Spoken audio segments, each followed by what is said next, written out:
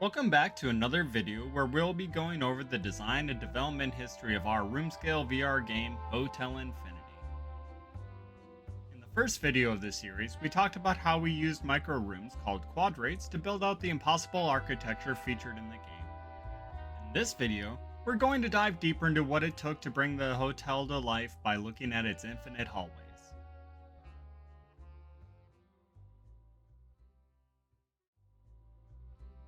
If a quadrate is like a single atom, then hallways are the molecules that hold Hotel Infinity together. By stringing together a series of quadrates with invisible portals, we are able to give the illusion of the player walking through a single, unbroken hallway that impossibly loops upon itself.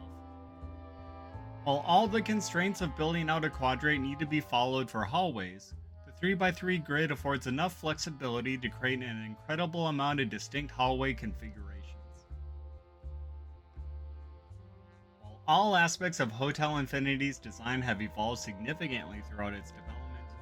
Hallways have likely seen some of the most dramatic changes throughout that time. Early on in development, Hotel Infinity heavily leaned into practices that were established by games that broke ground in the design of room-scale VR games like T for God.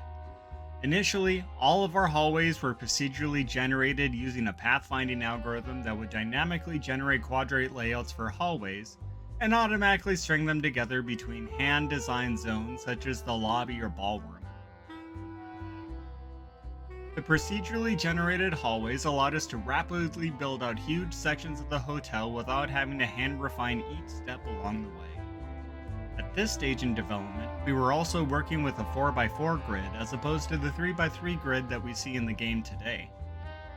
This unlocked even more potential layouts for hallways, but came at the cost of forcing walls to be paper thin at corners where parallel hallways meet, and causing the entire game to feel incredibly claustrophobic. Also, while we could tune the pathfinding algorithm to reduce how many consecutive turns players would take in a single direction, ultimately it lacked a level of control over the total player experience that we knew we'd need.